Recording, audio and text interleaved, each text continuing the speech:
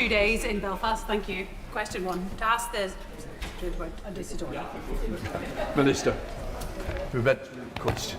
Mr. Speaker, I'm grateful for the opportunity to respond to this question, which I am answering on behalf of my right honourable friend, the Secretary of State for Northern Ireland, who this morning met with the Chief Constable of the Police Service of Northern Ireland to receive an update on the situation there. Let me start by saying that my thoughts, as I'm sure the thoughts of the whole House, remain with the victim of the horrifying knife attack in North Belfast earlier this week and with his family. The House will be aware that a man has been charged in relation to that incident, and I can confirm that he is a 30-year-old Sudanese national who received refugee status in 2023 and was granted 5 years leave to remain. Now, we must now allow justice to take its course. The attack on Monday evening has understandably caused anger and profound concern. However, there is a line between concern and disorder, and we must never allow it to be crossed. So, let me be absolutely clear, Mr. Speaker. There is no excuse for the disgraceful scenes of violence and disorder that occurred in Northern Ireland last night. Houses and vehicles were set on fire, placing lives at risk, terrifying law-abiding citizens and forcing residents to flee their homes. Reports that ethnic minorities were targeted are sickening. Now, Mr. Speaker, I would like to pay tribute to the police and the other emergency services for their work last night. Faced with an extraordinarily challenging situation, they responded with great courage, and they are owed our thanks. Our message to those responsible for last night's disorder is altogether different. To them, we say this: you will be caught, and you will face the consequences of your actions. As of this morning, there had been 3 arrests, but more will surely follow. To those considering joining further disorder, my message is clear: do not do it. You will be held accountable for your actions. You will feel the full face of the law. Policing is, as members are aware, a devolved matter.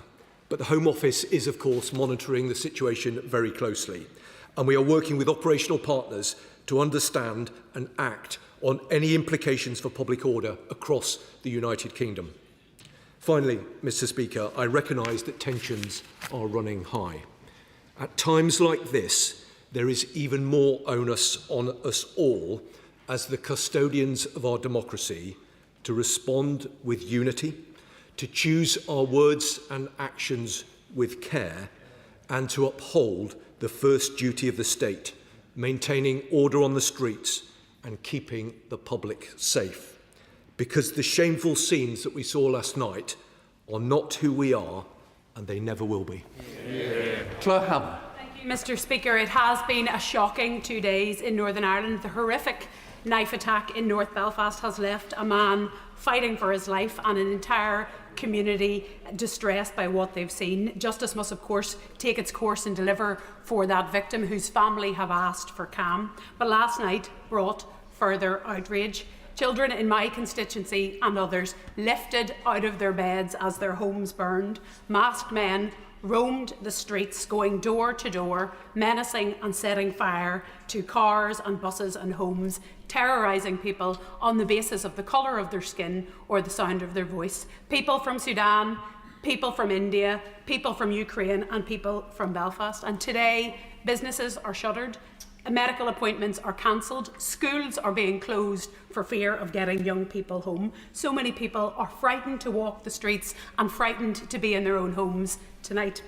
And for all the online agitators who stoke this stuff up, when they move on to their next target, we'll be the ones left to pick up the pieces.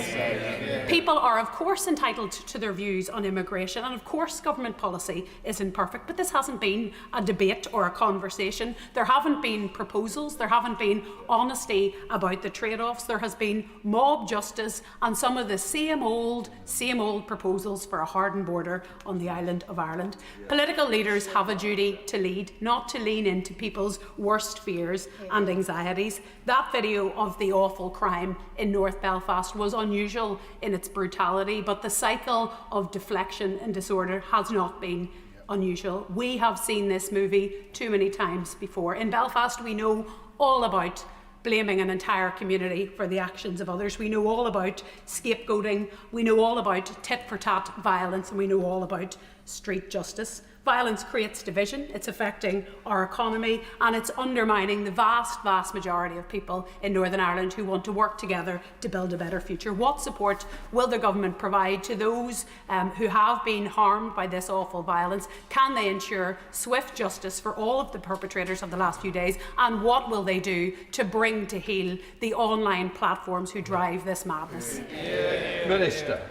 Well, Mr Speaker, I think the Honourable Lady has described with great clarity the impact of the scenes that we've seen in Northern Ireland over the past number of hours.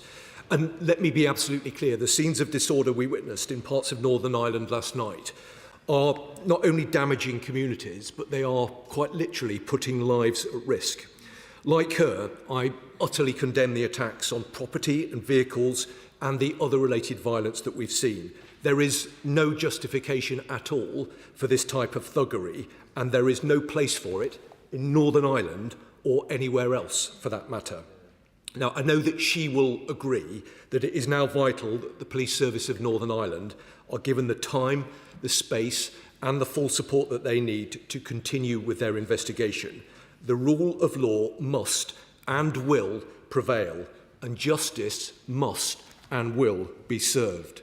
Violence is never a justified response, and this disorder only causes pain and suffering for those living in the area, as the Honourable Lady has very eloquently described. Now, those involved do need to take a step back and consider the consequences of their actions. And I would strongly urge anyone who has information, no matter how small it might seem, to come forward and to contact the PSNI urgently in order to assist them with their inquiries. The Honourable Member specifically asked about what support is being offered. She will know and understand that the Secretary of State for Northern Ireland is in Belfast today, and I know that he will be working with colleagues over there to make sure that they have the support and the resources that they need to deal with this very troubling situation. Chris Phillips, Shadow Home Secretary. Monday night's attack was disgusting and barbaric. The victim suffered serious injuries to his neck and lost an eye. The thoughts of the whole House, I'm sure, are with him. I thank the police and emergency services for responding and pay tribute to members of the public who so bravely intervened. I commend the police for confirming the suspect's identity swiftly, because full transparency in these cases is vital.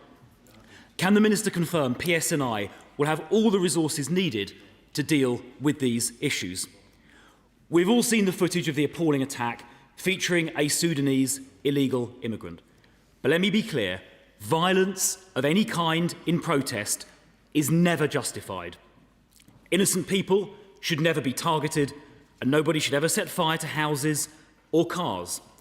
Speaking as a father, no one should ever feel unsafe in their homes. The police, I hope, will bring the perpetrators swiftly to justice. I do understand, though, why people are angry. The suspect came into the UK illegally. He should never have been here in the first place. Mainstream politicians must now understand how angry the public are about mass illegal immigration. If mainstream politics does not stop this, the public will turn elsewhere. Since the election, 73,000 people have entered the country illegally via small boat, mostly young men. Many have committed serious crimes. I recently met the mother of Rhiannon White, a young woman brutally murdered by a Sudanese small boat migrant. There have been multiple rapes and sexual assaults, with victims as young as just 13. I've come over time to realise there is ultimately only one way to end illegal immigration: by leaving the ECHR so we can deport all illegal migrants on arrival. Then illegal migration will stop, and these appalling crimes with it. Minister. Well, I'm grateful to the Shadow Home Secretary for the points that he have raised, and particularly for the clarity with which he made the point about violence never being justified. He's absolutely right, and I hope that we can speak with a strong sense of unity about that. He specifically asked about ensuring that PSNI have the resources that they need to do the difficult work that they're being asked to do at this particular moment. I know that he understands that, of course, policing is devolved, but the Secretary of State, as I said a moment ago, is in Northern Ireland this morning to work out what more we can do to provide support and to make sure that the PSNI have got the resources that they need. He spoke about the anger that people feel, and that is absolutely understood. I'm sure all honourable and right honourable members will have seen the footage that is circulating online, and whilst clearly I have to be incredibly careful not to get in the way of a live investigation, it is understandable why people will feel extremely angry at what they've seen. But it is very important that that anger does not tip over into criminality, to the kind of thuggish behaviour that we've seen. Now, he rightly raised concerns about the importance of making sure that this government, as with any government, has the right framework in place to deport those foreign national offenders who come here and commit criminality. I mean, I think he is aware of the figures. There have been 67,000 deportations and removals under this government, which marks a significant increase. I hope he and the House recognises the seriousness and the urgency with which we take these matters. They need to be dealt with calmly and effectively, but this government will do everything that we can, everything in our powers, and if there are further powers required, we will make sure that we have them, to deport and remove those people who raise a threat to the public. On the Acting Chair of the Mr Speaker, and I'd like to congratulate my friend, the Honourable Member for Belfast South and Mid-Down, on securing her urgent question. And I also would like to pay tribute to the Chief Constable and the PSNI and the emergency services for their work, and their bravery continues to be unstinted. Does the Minister agree that the events we witnessed last night demonstrate the importance of political leaders speaking with one voice in condemning violence, rejecting extremism and supporting those working to build a shared and prosperous future for all communities and the people in Northern Ireland? Well, Mr Speaker, I'm very grateful to her, not least because I know that she has a very long-standing interest in Northern Ireland. She's absolutely right to highlight the bravery of the police. I've spent a lot of time in Northern Ireland over the years and have something of a sense of the importance of the work that they do and the risk that they carried.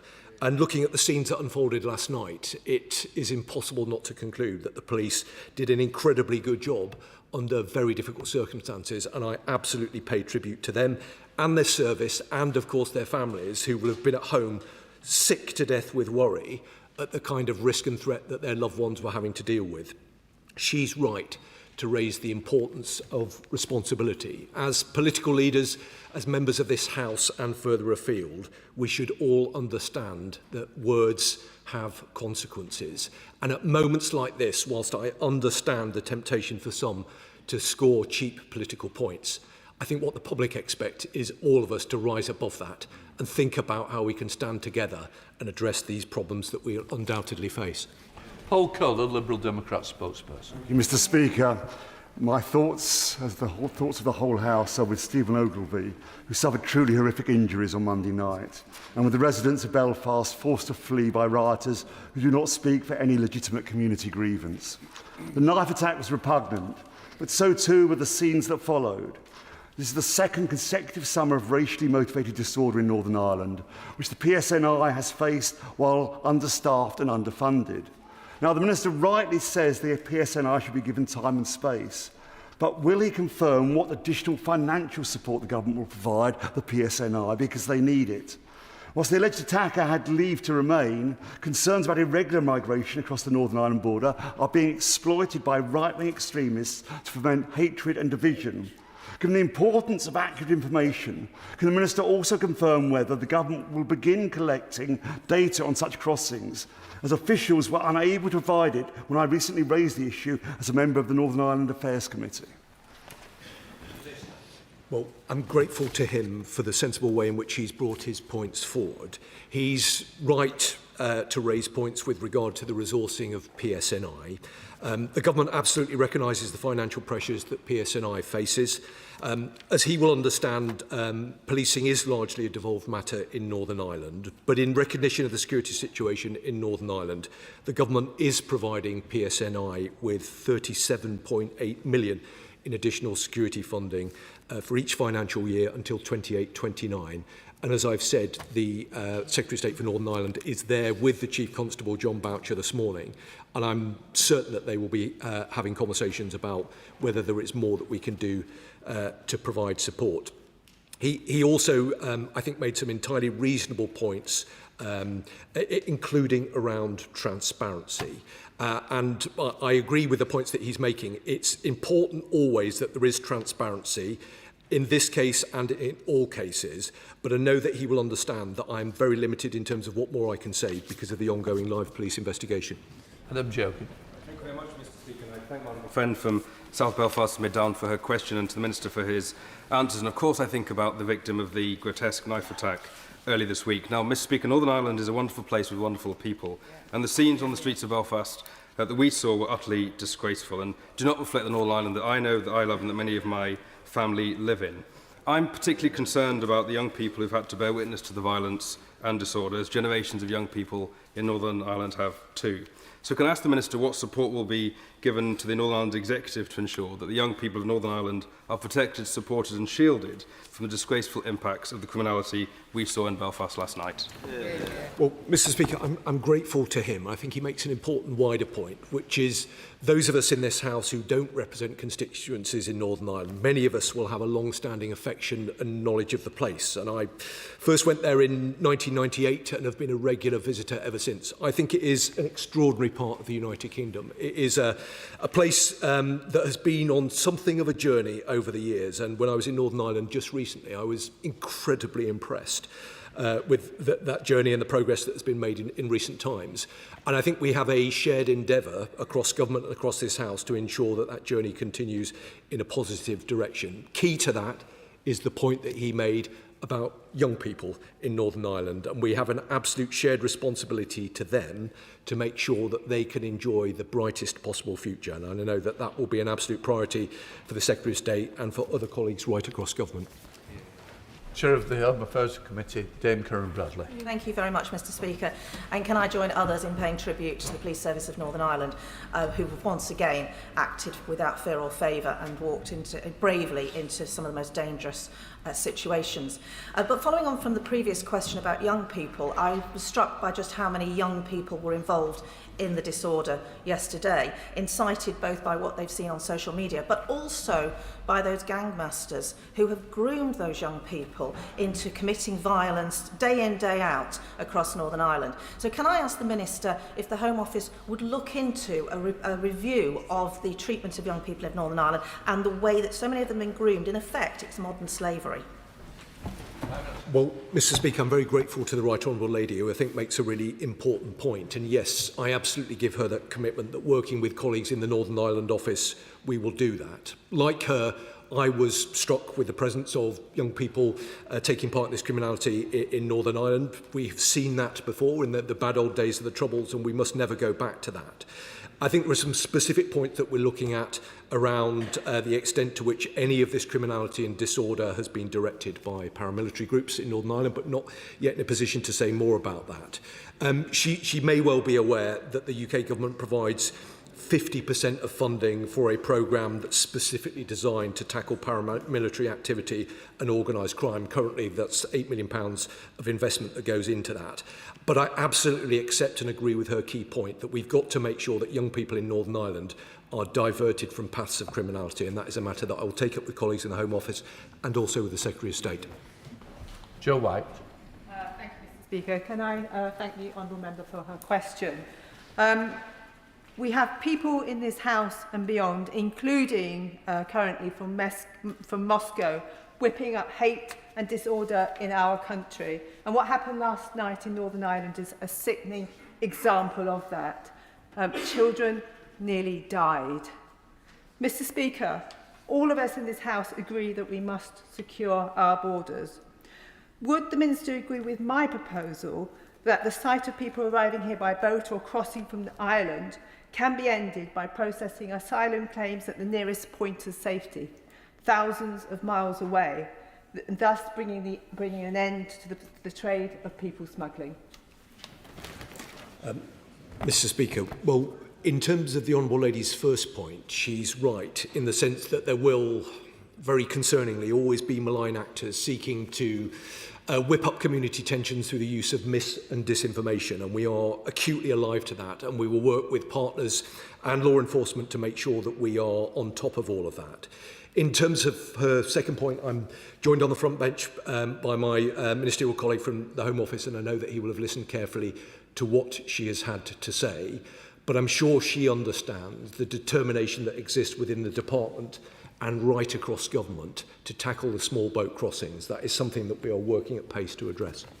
Sammy Wilson. Thank you, Mr. Speaker. And the Minister's right that those who were engaged in the violence last night should face the full weight of the law, because legally, morally and politically they were wrong. However, if the law is going to apply to those who protested, it should also be applied to those who have broken into our country illegally, have broken our immigration laws, and are then become the source of many of the problems which we face. But instead, they're taken by the hand. They have state resources spent on them. They have got accommodation made available to them. And then they're given the right to stay here, even though they've come in illegally. And if this issue is to be addressed, then the government must change its attitude. Those who come into our country illegally should be told, you will never get asylum. And the Irish government should be spoken to as well, so that the Irish Republic does not become the conduit for illegal immigration, the route which was used by the person who has now been accused of this crime. Well, Mr. Speaker, of course the law should always be applied without fear or favour. And whilst acknowledging the points that he has made, I hope that he understands the determination of this government to address the issues that he has raised. The government has been crystal clear about our commitment to reduce to zero the number of hotels that are being used to accommodate asylum seekers. There is a commitment to do that process in a different way, but through the use of larger sites. And also he will have heard the remarks I made earlier about the increase in the removal of foreign national offenders. So this is a priority for this government, this is a priority for the Home Secretary, and we are working at pace to address the issues that the Honourable Member raises. Stella Crooks. Thank you, Mr. Speaker. The attack on Monday night in Belfast was horrific, and the scenes last night terrifying. It is understandable that people are seeking answers, and that yet again another horrific crime is facing public scrutiny and political debate. One of the challenges is that right now people are finding those answers online and in that toxic world of social media. Now, we can either feed that tension it is creating, or we can dispel it by standing together against those who wish to target entire communities and being committed to replacing the fictions with fact. I know the Home Secretary and the Minister have been looking at this issue. What more can we do to help people have access to trusted sources of information when it comes to difficult issues like this, so that we can challenge those people who spread hatred, leading from this place and delivering to those communities affected the information they need to be able to help heal themselves and deal with the trauma of what they've seen? Well, I think the Honourable Member raises a very important point. I think there will be agreement and recognition that activity online can provide extraordinary opportunities and benefits, but clearly it can also provide a toxic environment which drives the kind of criminality that we've seen in recent times. I hope that she will understand that the government is working at pace across government through the Defending Democracy Task Force and working with colleagues in DCIT, DCMS and right across law enforcement and with operational partners to make sure that activity online is monitored in a way that will best enable us to reduce and eliminate the kind of activity that she refers to. She will understand that that is not an easy thing to do, and we are constantly looking for greater responsibilities to be exercised by the social media companies and by the tech companies. But I give her an assurance of the importance that we attach to these matters. I've had meetings recently with ministerial colleagues to look at what more we can do, so I assure her that we're looking carefully at what more we can do. Sir Julian. Does the Security Minister share my concern that irrespective of the personal motivation of this perpetrator, the circumstances by which he came into this country sends a signal to those ideological movements abroad that wish us harm, that there is a very easy back door by which they can infiltrate this country. And if an operation of that sort is mounted in the future, what sort of violent response will there be to a spectacular terrorist attack that could and should have been prevented by secure borders?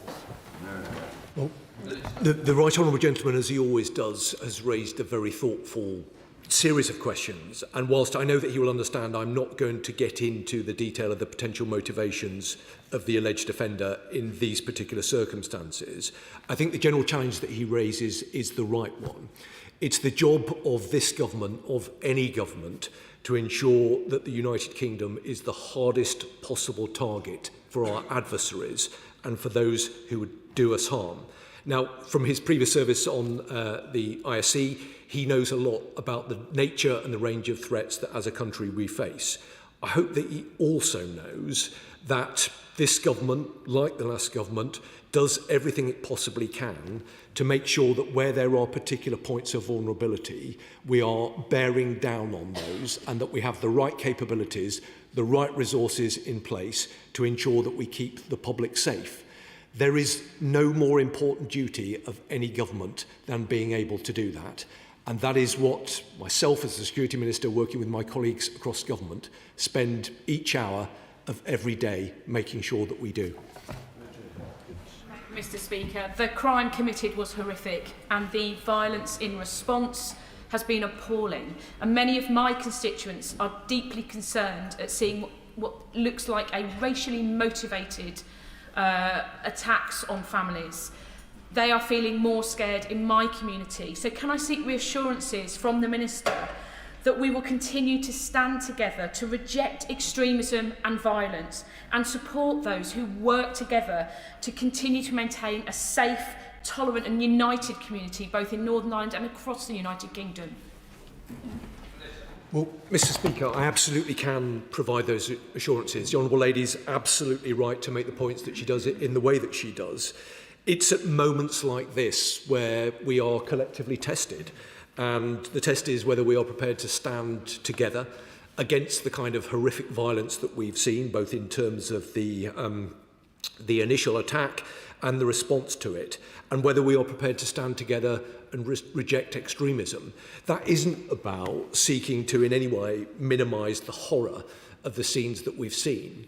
But the job of government is to provide a grown-up, balanced response that seeks to bring communities together, not drive them apart. And that will always be the response of this government. Thank you, Mr. Speaker. Happy birthday to you. The Minister said to criminals, who are criminals, Minister, not thugs, do not do it. With respect, that won't cut it. It suggests that the government is simply a passive, pearl-clutching observer rather than an active participant in this. Whilst I accept that operational matters are a matter for the PSNI and not for the Minister, will he say what the government is doing to try to fix the fundamentals that underpin this dreadful situation in Belfast? Well, Mr. Speaker, I've got a huge amount of respect for the Right Honourable Gentleman, but I think his characterisation of the words that I used in my opening remarks is unfair, not least because I was seeking to provide a degree of clarity to those in Northern Ireland who might find themselves swept along by some of the violence that we've seen in recent times. I think it is entirely reasonable that as a government minister there is a clarity about the message that I send to those people, which is they shouldn't do it. And if they do decide that they want to do it, then they have to be prepared to face the full consequences of their criminality. Now, I think, with great respect to him, I think that is not an unreasonable point to make. His second point was a kind of sort of wider systemic point.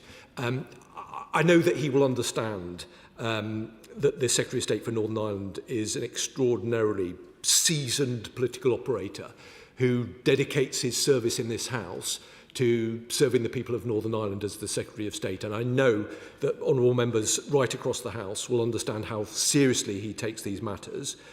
But the honourable gentleman is also right to infer that this is a shared endeavour across government.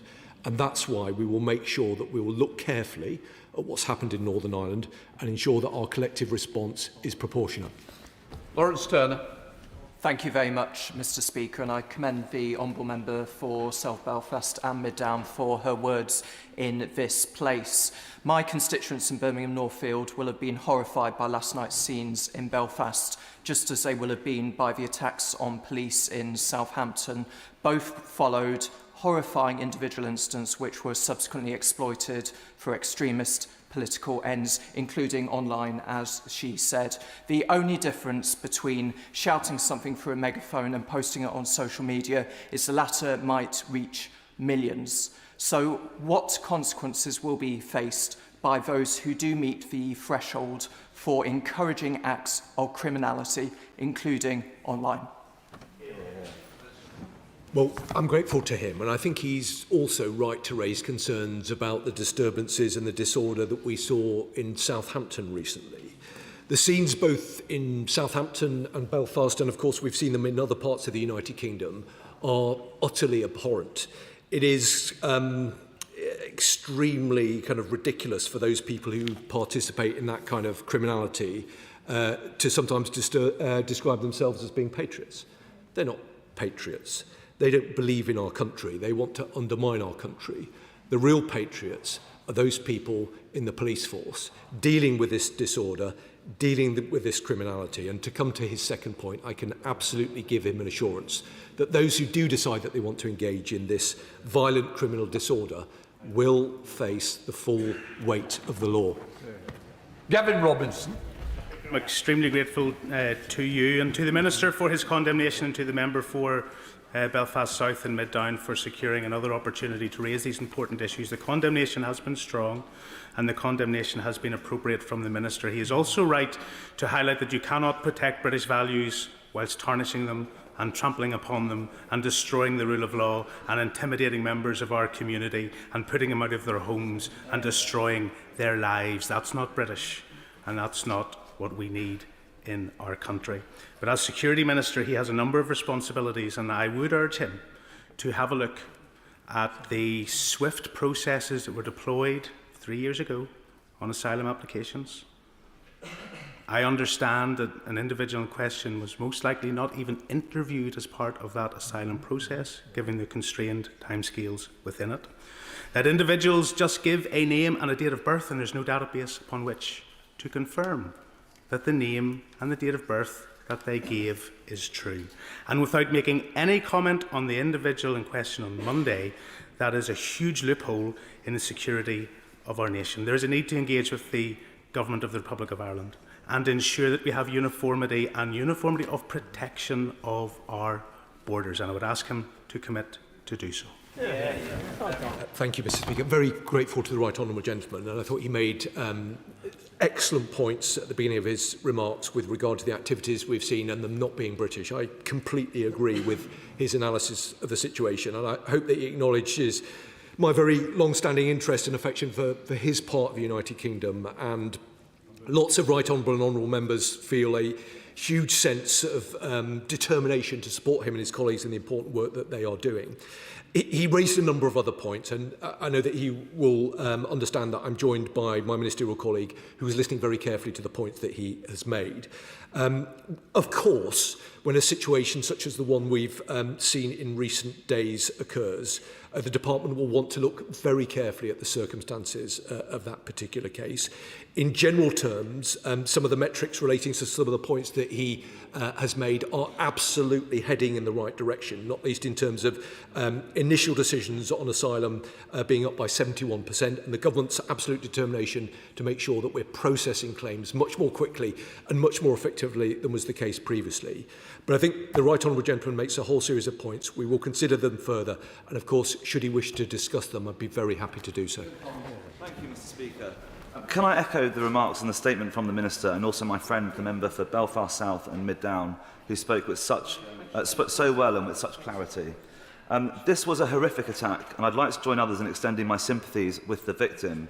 I'd also like to commend the bravery of Matt McKinnon and those who ran towards danger to disarm the attacker, and the PSNI and emergency services for their swift response. But can I also say it was disappointing, but not surprising, to see the usual suspects using this as an opportunity to divide and point score and help to whip up violence and disorder online, which then plays out on the streets of Belfast. Will he join me in condemning those who have done so, and does he agree this demonstrates the need for urgent action against the online platforms that facilitate and spread this hate?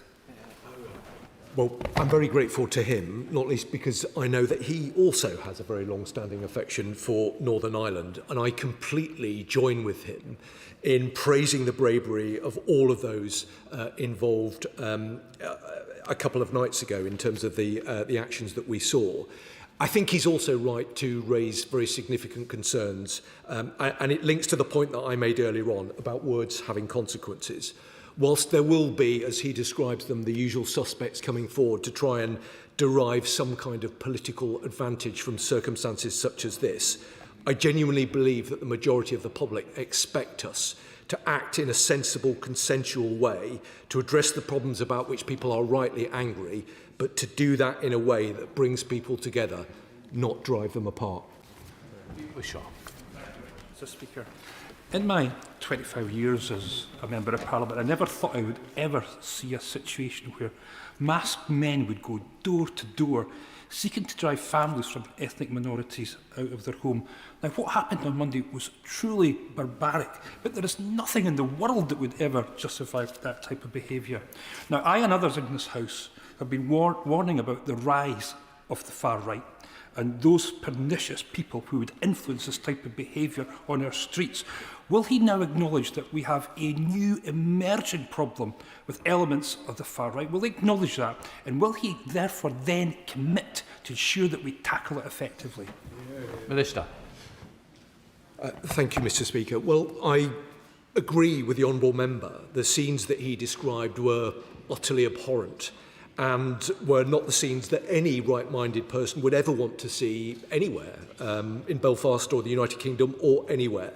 And I hope that there is a shared sense of agreement about that. In terms of his second point, of course I acknowledge, as the Security Minister, that in order to keep our country safe, we have to deal with a range of different threats that sit across the spectrum. Of course, that includes extreme right-wing activity, as it includes a range of other specific threats. In truth, my approach is always to be ideologically agnostic, in the sense that it doesn't make a difference to me what the particular motivation or the ideology of those who would do us harm is. I will make sure that we've got the defences to stand against those threats, regardless of where they come from. Alex Houston. Thank you, Mr. Speaker.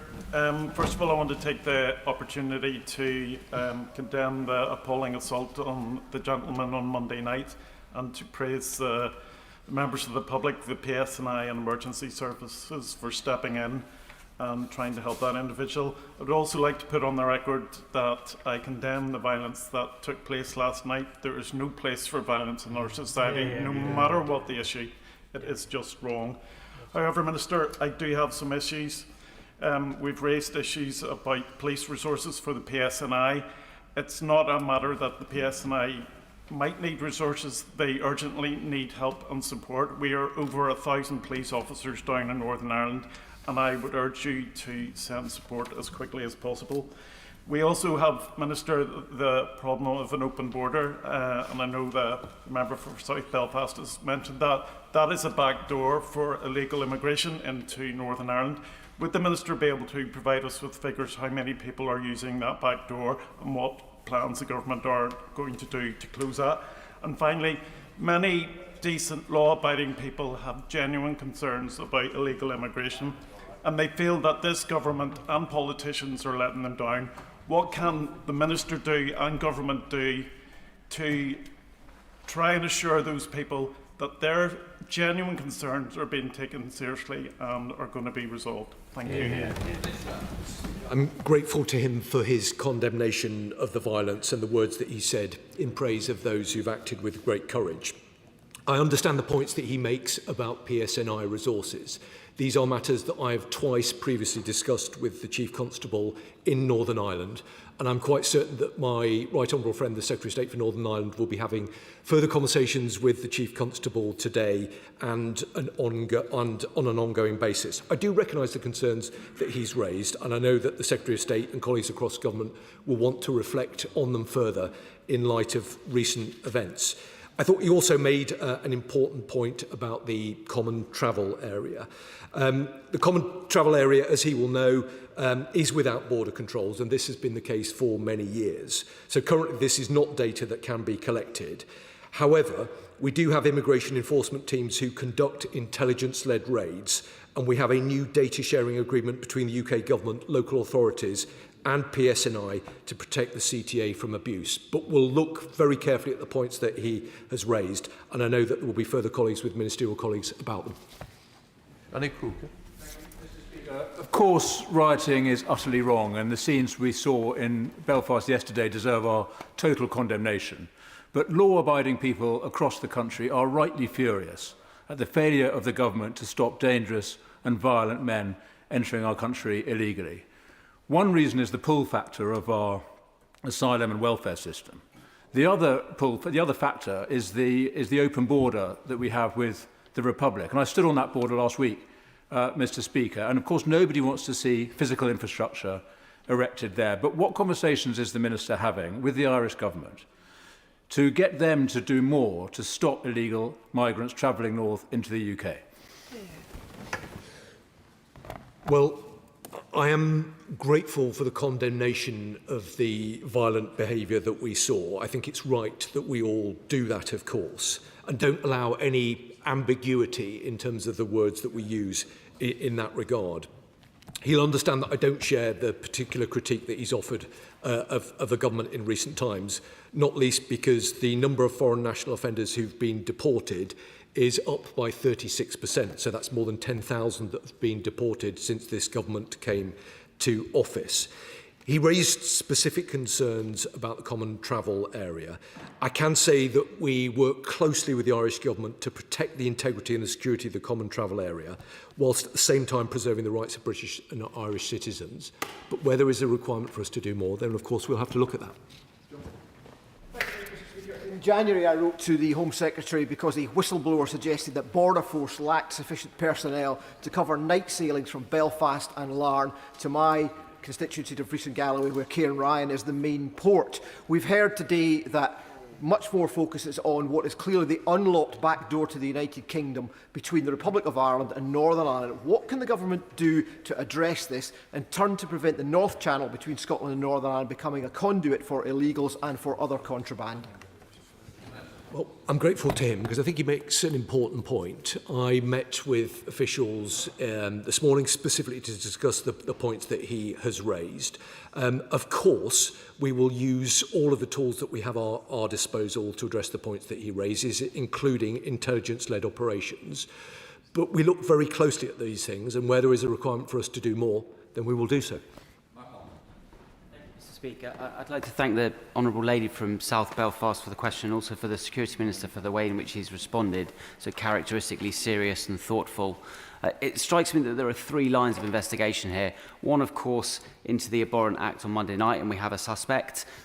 Secondly, the disorder that we saw last night, and I heard the Minister say that we have 3 people arrested as suspects there. But there is a third strand around those who seek to incite violence. Can the Minister confirm that that is a third strand of active investigation, that we are seeking to find those people who incited that violence last night and continue to do so? Well, I think the honourable member makes an important point. I agree with the characterisation that he has made. He's right to reference the attack and the subsequent disorder, but he's also right to reference concerns about those who would seek to initiate violent criminality under these particular circumstances. I give him an absolute assurance that these are matters that we will take incredibly seriously, as I am sure will the police. Gregory Cap. Speaker, rightly there's been unanimous condemnation of the violence last night in Belfast, as there was for the incident that occurred in North Belfast, the precipitated protest last night.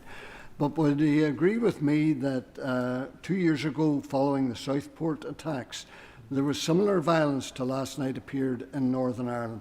We all condemned that as well. I asked the Deputy First Minister to accompany me to our local hospital to reassure ethnic minority workers in that hospital that we didn't just condemn violence against them, but we stood shoulder to shoulder with them in opposition to that violence.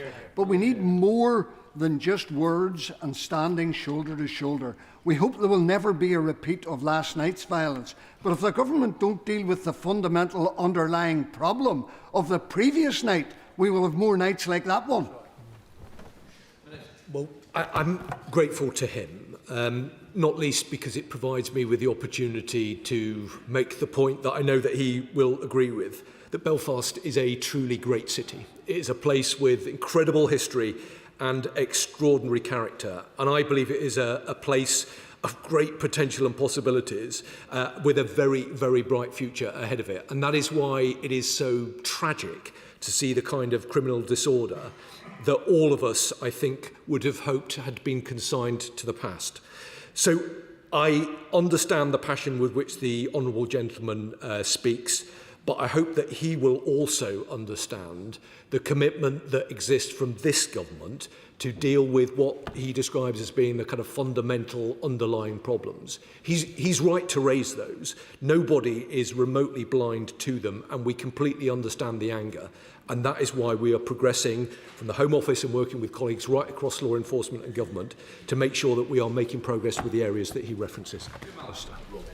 Speaker, all that last night's dreadful violence did was terrorise the innocent, self-inflict harm on their own communities, and distract from the awfulness of the North Belfast attack, and indeed distract from the many peaceful protests that there were in my constituency and elsewhere. And on all these issues, the law must take its full course against all illegality wheresoever it came from. But the deadly impact of the continuing open border with the Republic of Ireland for illegal migrants still stands. This government presides over a situation where it is illegal to bring into Northern Ireland a garden plant from Great Britain, but yet we have an open border from the Irish Republic where gentlemen like this Sudanese man can come unhindered, an illegal immigrant, into the United Kingdom. Does the Minister not see the problem? Well, I certainly agreed with the honourable gentleman's framing of his question, and also the point that he actually made about peaceful protest. I know he will understand that my remarks referred only to those engaging in criminal disorder. I've heard the points that he's made about what he describes as an open border. He will have heard the comments that I've made previously, including the point about the very close cooperation that takes place between the Irish Police, PSNI and other police services to ensure that there is the most joined up and effective response. But I accept the challenge that he makes, and I accept that this is something that the government is and will need to continue to look at. Jeremy Corbyn. Thank you, Mr. Speaker. The House owes a big debt of thanks to the member for Belfast South and Mid Down for raising this question today. Last night, the scenes of racist violence on the streets of Belfast, gangs going door to door looking for foreigners, and the racist abuse being thrown at any minority ethnic person on the streets of Belfast last night were utterly disgusting, as were the attempts by people in Glasgow and Liverpool last night to emulate that and do exactly the same.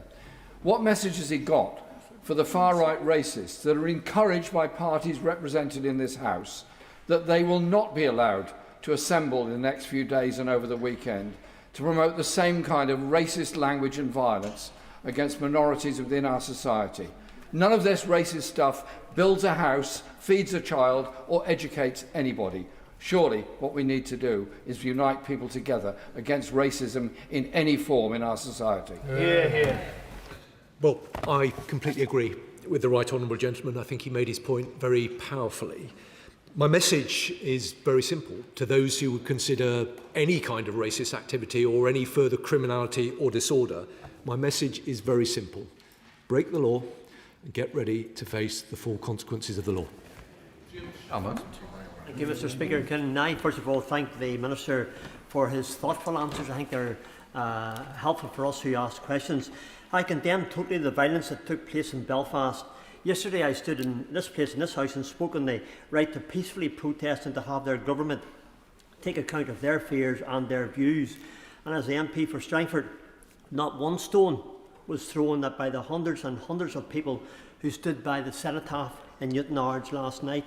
As women in Zimmer frames, young mothers with children and families stood in companionable silence. The PSNI have confirmed that no thuggery whatsoever took place. They did what they needed to do to have their voice heard. Now it's time for government, Minister, it's time for government to do what they need to do and listen and act to the decent and reasonable people who are not thugs and who have valid fear. So will the Minister confirm that the views of these and those reasonable thousands throughout the province who quietly ask for their voice to be heard will not be ignored due to the loud actions of some terrible thugs? Mr. Speaker, I completely agree with my honourable friend. I think he makes his points in the way that he does very powerfully and with huge experience of these matters. I completely agree with his central point, which is that we must not allow the violent criminality and disorder that we have seen to drown out the important but peaceful voices of those who entirely understandably have concerns and express anger about the situation that we have seen. He's right to make that point, and I give him an absolute assurance of the seriousness with which we take it. Calm. Thank you, Mr. Speaker. Can I offer you a happy birthday? I forgot to do that during Prime Minister's question time. Can I also thank the Honourable Member for Belfast South and Mid Down for a very balanced statement to this House. Of course, we recognise and commend the efforts of the individuals that intervened on Monday to help the victim and the emergency services, which no doubt were confronted with very challenging scenes last night. My question is very simple. Will the Minister be looking at special courts to expedite matters where we have rioters with harsh sentences so as to act as a deterrence? Well, Mr. Speaker, I'm grateful to him for the point that he raises. I think he will understand that his question doesn't sit within my ministerial area of responsibility, but I know colleagues elsewhere in government will have heard it, and I'll make sure that he gets a response from them about it. Mr. Speaker, the victim, Stephen Ogilvie, is actually a health service worker, a radiographer, and our health service across the United Kingdom, and especially in Northern Ireland, depends on many people working from many nationalities, many communities. So it was abhorrent to see some of those health service workers actually attacked last night by those contemplating and delivering this violence. Can I ask the Minister, what steps is he taking to ensure that all authorities in Northern Ireland have the full support of this government in any action that is needed to be taken against those who are perpetrating the violence, but also those who are acting online to spread the hatred and the violence that we are now seeing? My party leader spoke this morning with the father of the victim, who has made a direct appeal to those spreading disinformation online to stop. And that actually includes the disinformation that his son has died. So what steps can the government take to support the family and the father in their asks. Well, thank you, Mr. Speaker. He's absolutely right to raise concerns, which I think will be shared across the House, about the attacks that took place on health service workers, whom we owe a huge debt of gratitude for their incredible work. He's also right to raise concerns about activity taking place online, and as I said in an earlier response, that is something we take very seriously and work across government on. I think it's important for me to reiterate that both the Secretary of State and the Parliamentary Under-Secretary from the Northern Ireland office are both in Northern Ireland today. I know that they will be talking to colleagues, and I know that they will be consulting widely across this place to make sure that the support that we provide is proportionate, and where there is more that we need to do to help, then I know that the government's door will be open to that. And Hussein. Thank you, Mr. Speaker. The pogroms we witnessed last night should shock the nation. They were horrific in every sense and are bound to have left minority communities across the country terrified. We saw widespread scenes of violent disorder, homes ablaze, and reports of people's cars being stopped and checked on the basis of race. The depraved scenes of violence that triggered the eruptions last night were also absolutely horrific and understandably invoked anger. These are scenes more reminiscent of the darkest chapters of history than modern Britain. We must be honest, something is profoundly wrong. Why is it that isolated incidents are repeatedly followed by such extreme and widespread eruptions of violence? And what failures of policy and governance over the decades have brought us to this point, where anger and vulnerability have become so dangerously heightened and so easily exploited? Yeah.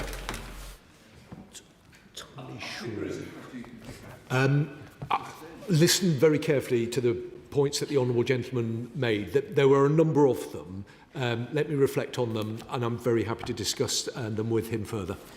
Thank you, Mr. Speaker, and thank you for your permission to speak.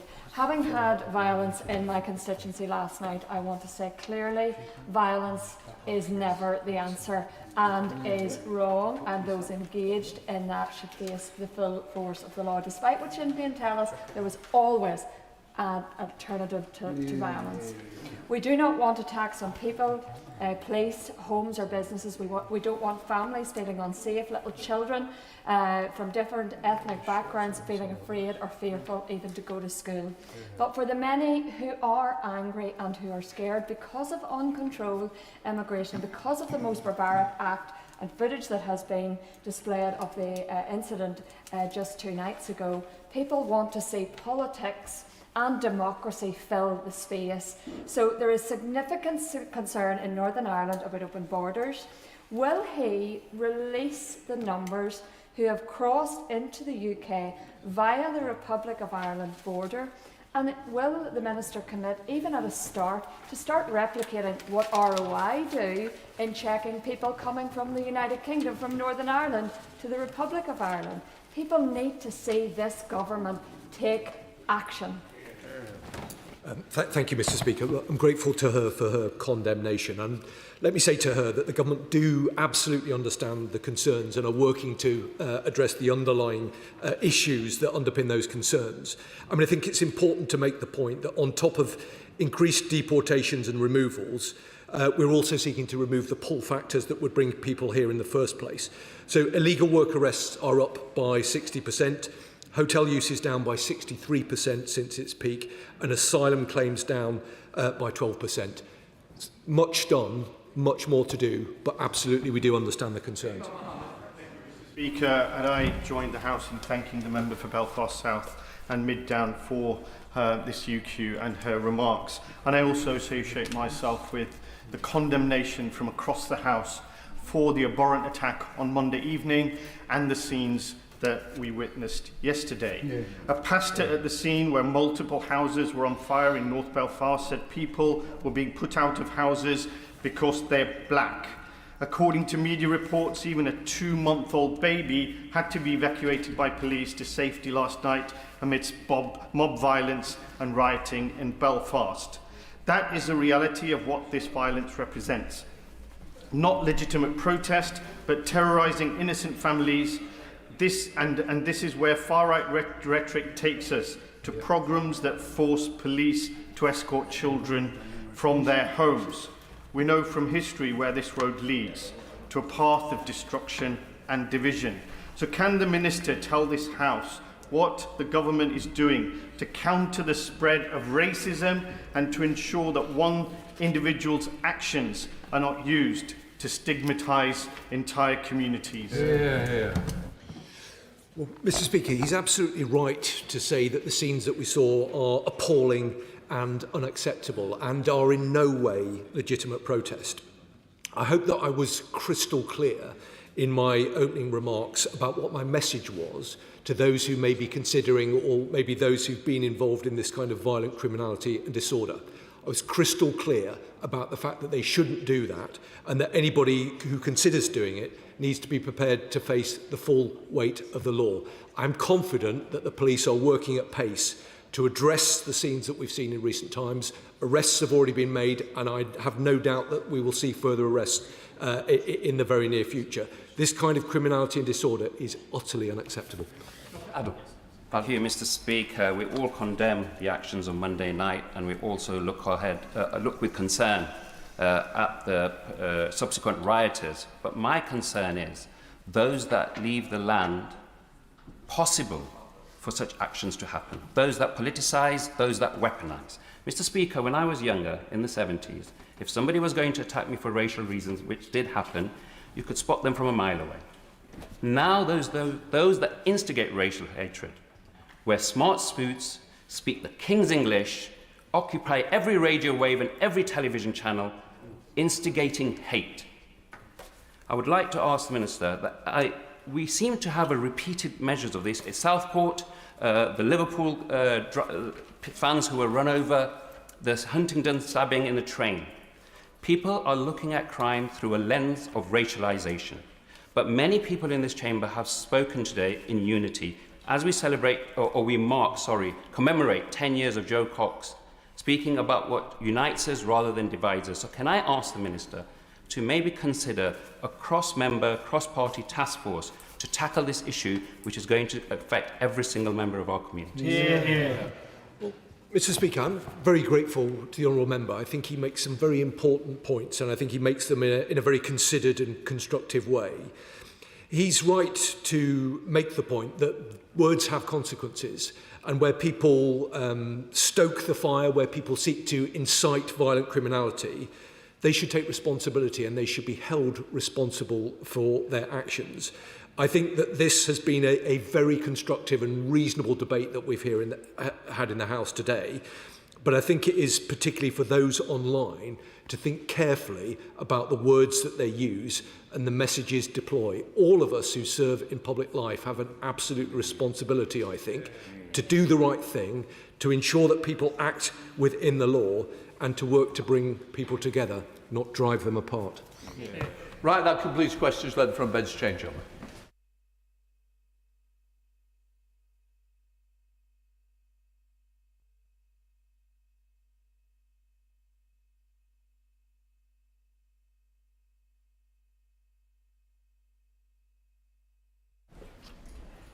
Obviously, we're going to come to the statement, but I have got concern. There are strong rumours that the government is going to produce its defence investment plan on Friday. That will be an utter disgrace and an utter kick in the face to the members of this House. I would say to Downing Street, government's responsibility of the Ministerial Code states major announcements should be made here. Once again, this may be speculation, and I'm sure it will be corrected. But I will be appalled if it is done on a Friday when members have been waiting so long. This is all parties, including the government benches, who have great interest in the defence plan. We all have jobs. We all have people who serve in the armed forces. So surely we must end this speculation and treat this House with the respect that members were elected here to. Yeah. Once again, it seems to me we are becoming second-class citizens with the government. I don't want that to be the case, and I hope that I'm going to be proved wrong. Right, let us come to the urgent question. Chef Secretary of State. Thank you, Mr. Speaker. To ask the Secretary of State for Defence if he will make a statement on the Defence Investment Plan. Minister. Thank you, Mr. Speaker. As the Prime Minister set out today at Prime Minister's Questions and the Defence Secretary outlined just last week, we will publish the Defence Investment Plan ahead of the NATO summit in just a few weeks' time. The Prime Minister, the Defence Secretary and all the Defence team are determined to get the DIP right, to ensure we deliver the best equipment and technology into the hands of our frontline forces, investing in and growing the UK economy. We're determined to make the right choices for the country, to ensure the UK is secure at home and strong abroad. Even as we finalise the DIP, we continue to back British jobs, British businesses and British innovation. Since July 2024, the government has now signed 1,400 major contracts, with 94% of that going, in terms of spend, going to UK-based firms. In just the past 4 weeks, we've announced a £115 million hybrid Navy package for the UK-led mission in the Strait of Hormuz, a £1 billion contract for new mobile artillery for the British Army, rapidly procured new weapons for our Typhoons, already deployed to shoot down drones at low cost, 13 new contracts up to £4 million each, with small homegrown British businesses to foster growth and innovation and to find the next £1 billion UK defence unicorn, an Armed Forces pay award of 3.6%, meaning most personnel have now received a cumulative pay award of 14.1% since this Labour government was formed. And let's not forget, it was the party opposite that left the defence programme overcommitted, underfunded and unsuited to the threats we now face.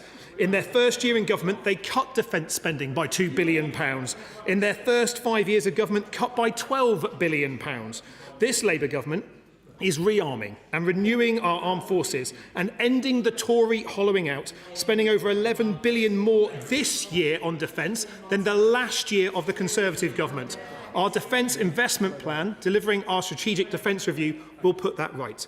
Backed by our commitment to the largest sustained increase in defence spending since the Cold War, backed by the most ambitious programme of defence reform in 50 years, we will deliver for Britain, deliver for defence.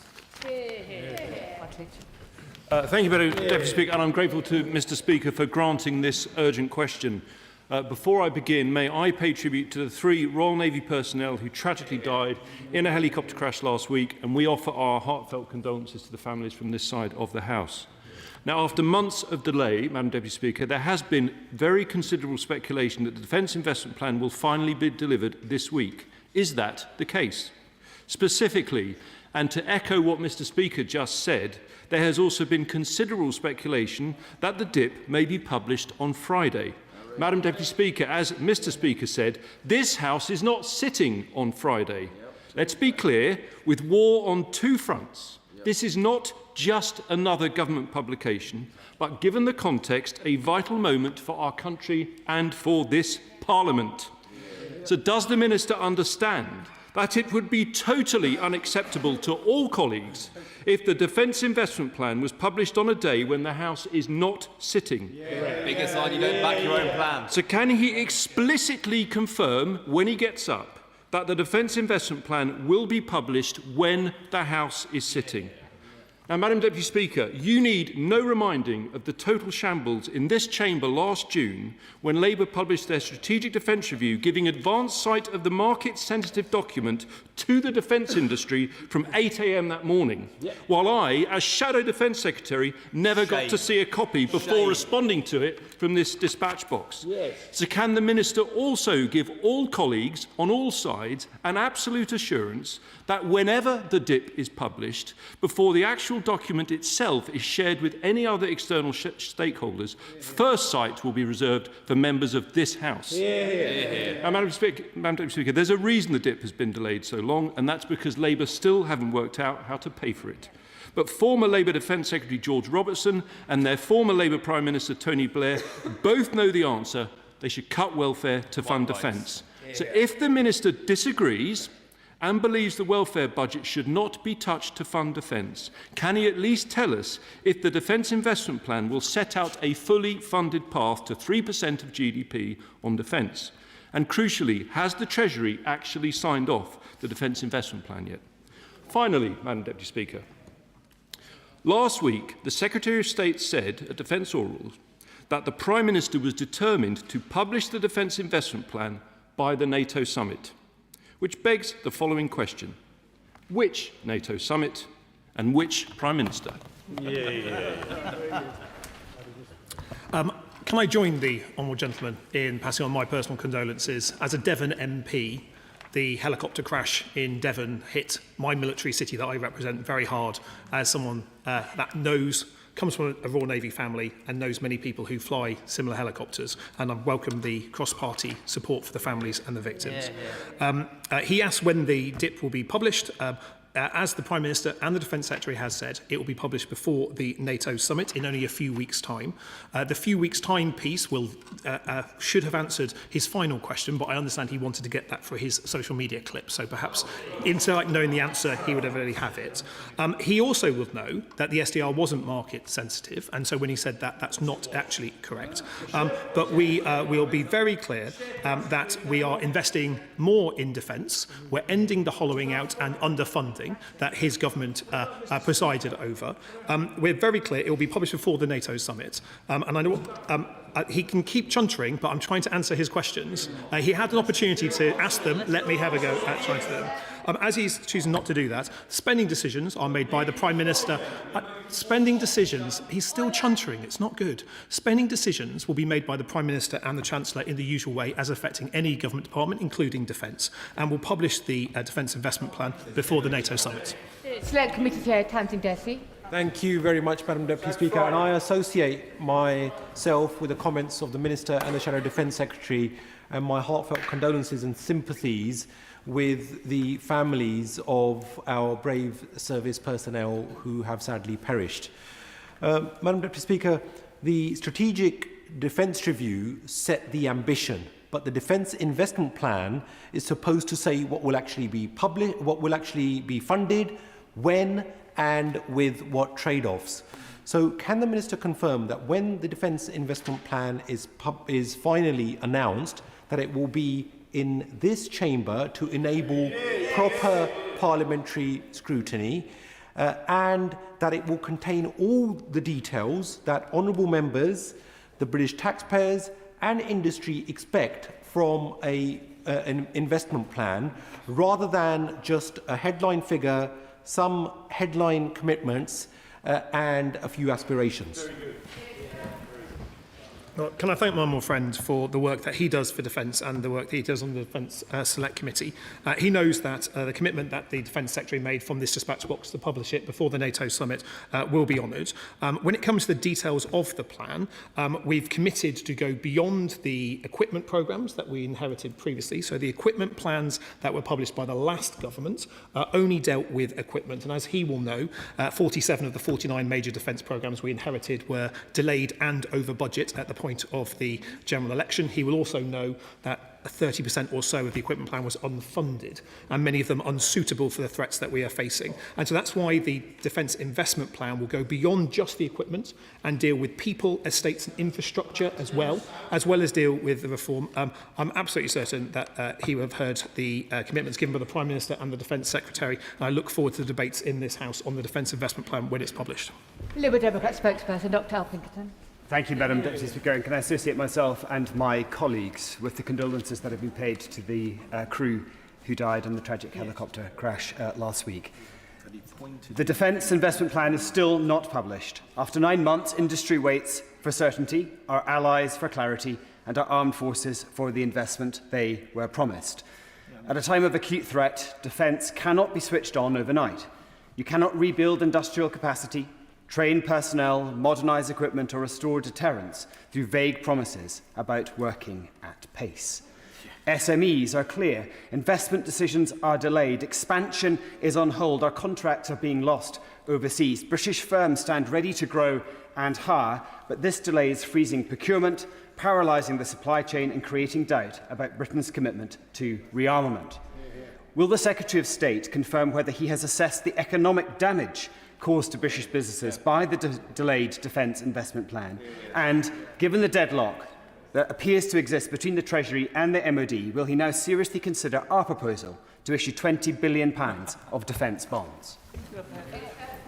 Well, can I thank him for his questions and also for the condolences on behalf of his party? It's polite of him to promote me in his question, but I'll make sure the Secretary of State has heard what he has to say. It's really important that we set out that we haven't waited for the Defence Investment Plan to deliver the new capabilities, the new contracts and the new investment. And so that's why, for instance, he mentioned small businesses. Earlier this year, we stood up the Defence Office of Small Business Growth to create a single doorway for small businesses to be able to access defence. We've supported more small businesses, and we've increased the target for direct spend from the Ministry of Defence to increase by 50%, an extra £2.5 billion of direct spend going into small businesses. We continue to support SMEs. So the 1,400 major contracts that I mentioned in my response to the initial question not only support companies like BAE Systems, Babcock, Thales, the very large defence primes, they also support the entire supply chain, with many of those contracts going to small businesses, because we want to see the innovation, the job creation, the energy and dynamism of small businesses have a bigger role in defence, and that is especially true if you look at the areas like autonomy, where many of the companies that we are indeed buying capabilities of today are small businesses, have huge growth potential, and he will see when the Defence Investment Plan is published that we're backing those innovative companies and those SMEs. Luke Akehurst. Thank you, Madam Deputy Speaker. Would my honourable friend agree that the decision that was taken early in this Parliament to halve the overseas aid budget and put that into defence shows that this Labour government is prepared to take the tough political decisions needed to fund rearming this country, unlike the party opposite, who had 14 years to invest in the armed forces and instead left them and their equipment in the parlous state that we found in 2024? Can I thank my friend for his question? He's absolutely right, Madam Deputy Speaker, that the difficult decision made to move 0.2% of GNI being spent on international aid to defence spending was an important decision that showed that in this new era of hard power, we need to back it with increased spending of defence, increased capabilities. That's precisely the decision that was taken in the past. We are increasing defence funding. Very proud, compared to the party opposite that cut defence spending in their first budget, we increased defence spending in the first Labour budget. Yeah. Madam Deputy Speaker, it's really pretty extraordinary to see the partisan way with which the Minister has approached every single question here. He has been completely incapable of giving this House, or indeed Mr. Speaker, the assurance that has been asked for on multiple occasions, which can only lead us to assume that he's hiding the untruth that he wishes he didn't have to say, which is that he will not be bringing the Defence Investment Plan to this House. Now, that's pretty extraordinary. It's not just 1 year, Madam Deputy Speaker, it's 14 years, because this government claims that we had 14 years in which we made errors, and they may be right on many of them. In fact, I have criticised them myself. They had 14 years to plan and have now had 2 years in government, and we are nowhere. And we are still seeing defence capability fall. In fact, NATO puts us at number 31 out of 32 of those who have failed to meet their capability targets, and the last one is Iceland, and it doesn't even have a military. Well, I have a lot of time for the right honourable gentleman, and I enjoy listening to his clips on social media, which I'm sure this will appear very shortly as well. I have to say to him politely,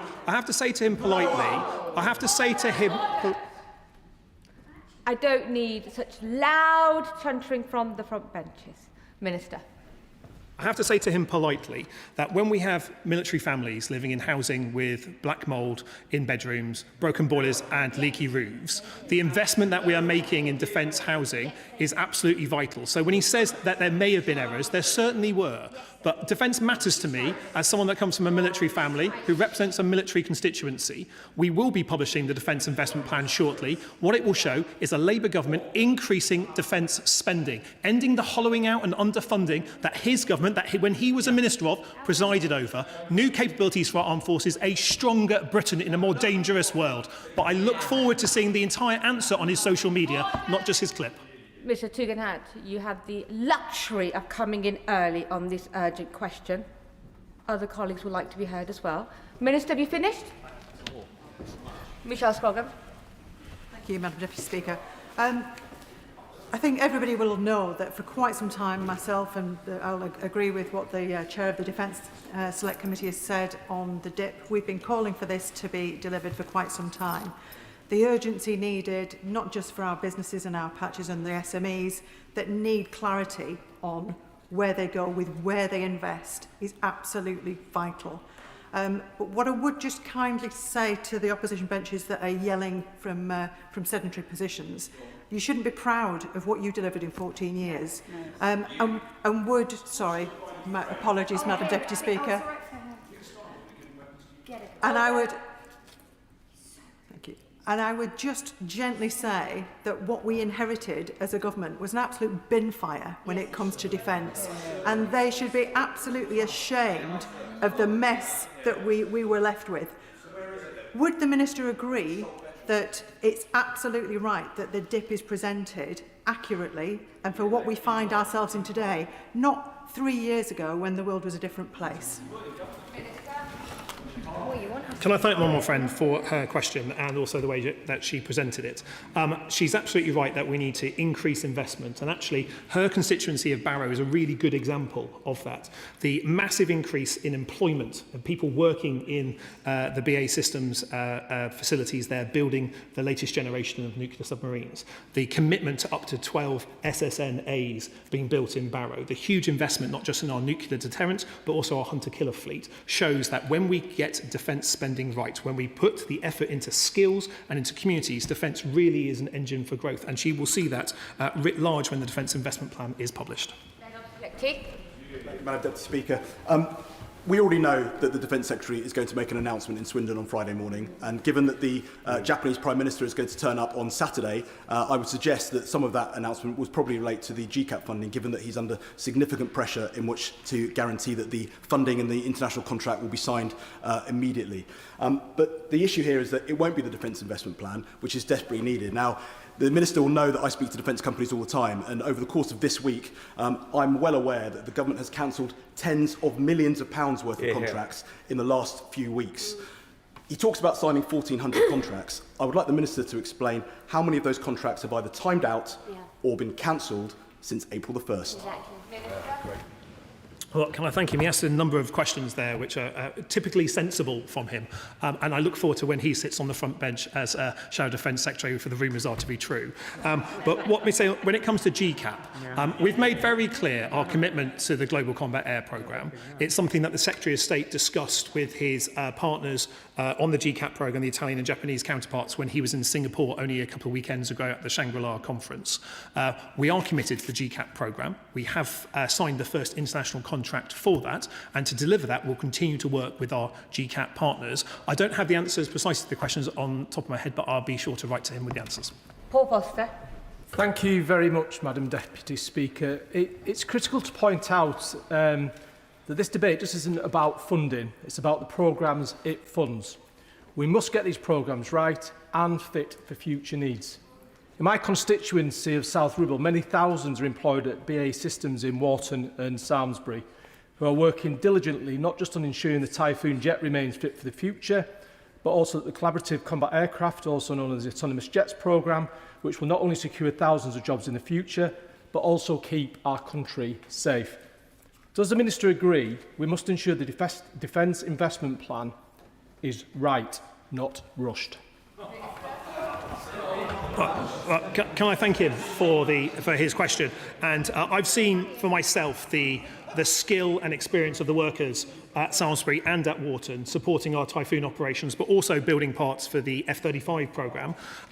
What is certainly one of the lessons that we can take from the war in Ukraine, a key learning that was recommended in the Strategic Defence Review, is that we look at the growth of autonomy in particular, and we can see this already in terms of how drones have massively changed the front line, the fighting doctrine, and also the necessary force structure that is required to deter and fight in the 21st century. That's true on land, it is true in the maritime domain, and it is true in the air domain. And a key part of the Defence Investment Plan will be providing the latest technology for our forces, but also support for our industrial base to not only build more of those capabilities in Britain, but make sure that we can export them to our allies as well. Mike Martin. Speaker, I'd just like to add my views on the total unacceptability of releasing the Defence Investment Plan when the House is not sitting. As said by my colleague, the Chair of the Defence Committee, the Speaker, the whole House, I think, agrees with that. I would also like to ask the Minister, as well as ruling out publishing the DIP on Friday, also ruling out publishing it next week. After the shambles of the SDR release, the Defence Committee was promised early access to the DIP. Specifically, the DIP was mentioned. The Defence Committee is unavailable next week, so therefore, judging by what was said then by the Secretary of State, they won't be able to release it next week. So can the Minister confirm that it also won't be coming out next week because the Defence Committee is not available? Well, can I thank him? I'm not sure that's an argument for delaying the DIP further that he was suggesting there, but I understand what he is the argument that he is making. We will publish the DIP before the NATO summit. That's a commitment the Prime Minister and the Defence Secretary has made, and we will do that. Jessica Toll. Can I welcome the £2.8 million that Bournemouth University has received to develop cyber defence intelligence and autonomous system courses? These are due to start in September and will equip the next generation with the technical skills they need to contribute to the UK's defence capabilities and ensure that we lead on the development of new technologies. So in that context, can the Minister confirm that an increase in defence spending isn't just going to go on kit, it will also be spent on skills, and that universities like mine will continue to be part of our strategy to address the challenges that we face as a nation? Can I thank my honourable friend? She's a real champion for her defence businesses in and around Bournemouth. And I'm really pleased that we were able yesterday to announce the universities and colleges across the country that will receive the uplift in student places with the supplementary places grant that will enhance the skills provision. We've already enhanced the provision of skills for further education with the announcement of 5 DTECs in England, hopefully 2 in Scotland if the Scottish Government will support a second one, and 1 in Wales. We need to go further with more higher education places in defence and the defence adjacent courses, and the money that was announced yesterday, not just for Bournemouth but for universities and colleges nationwide, will help support the next generation of talent to work in defence. Good, well-paid, decent jobs. Caroline David. Well, thank you very much, Madam Deputy Speaker. I just can't understand how it is that the government still has no idea how it's going to pay for the Defence Investment Plan. According to media reports this morning, the DIP is likely to be half of the bare minimum that the defence sector says it needs, and that even defence chiefs still haven't seen it. I wonder if the Minister could potentially comment on those media reports. This is against the backdrop of every corner of our armed forces currently being asked to find cuts right now.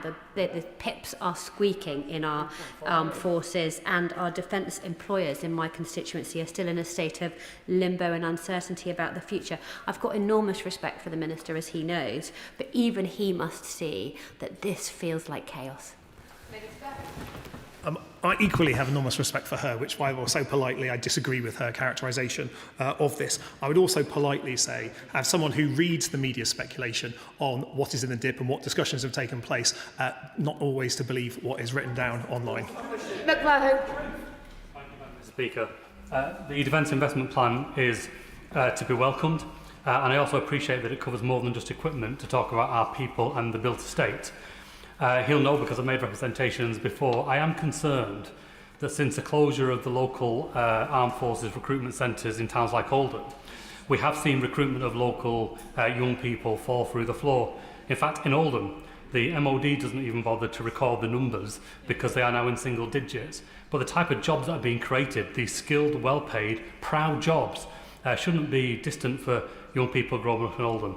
And my second point is on procurement is covered, but not disposal. Surely it's got to be the case that every vehicle, every pump, and every generator, every bit of kit that the armed forces don't need, by first refusal, is offered to our friends in Ukraine. Well, can I thank my friend for his question? He's certainly right that recruitment matters, and that we, as a government, inherited a retention and recruitment crisis from the party opposite. I'm pleased to report to the House that inflow into armed forces is now up 11.6% in the last year. Outflow is now down 8.9%, and morale is now up 3 points just on the last year alone. But he raises a good point about recruitment. I'll be very pleased to arrange a meeting between him and the Minister for Veterans and People that looks after recruitment. But he's also right when it comes to disposals. We work closely with our friends in Ukraine, not just to provide them with the kit and equipment direct from British industry and supporting procurement with our allies as well, but also where we retire UK kit, we look at whether there is a Ukrainian need for that. And so I can reassure him that that is a process that is underway. I continue to speak to my Ukrainian counterparts about the additional support that we can provide for them. That's not just to support the fight tonight, that's also to support the deterrence that Ukraine needs in the future, hopefully when peace arrives, to prevent Putin from ever invading again. Adam Dance. Speaker. We've had some huge wins from defence firms in Yeovil like Leonardo and Honeywell, but lots of other SMEs doing cutting-edge defence work in Yeovil tell me that without the dip they cannot properly plan. So what reassurance can the Minister give Yeovil's defence SMEs that the limbo will end so they can plan investment and provide quality jobs, and will he meet with them to discuss that further? I have to say to the honourable gentleman, he knows very well that this Labour government has been delivering for Yeovil quite considerably, not just with the £1 billion new medium helicopter contract for Leonardo, not just in terms of our support for Gripen exports that has supported a number of firms in his constituency, not just with the Defence Technical Excellence College that we funded in Yeovil, but with the announcement of the additional places for Yeovil College that we announced yesterday. More places for Yeovil College, more opportunities for young people to study, and there is a growing defence sector in Yeovil that I'm very happy continuing to support, and I look forward to making further announcements, not just for him,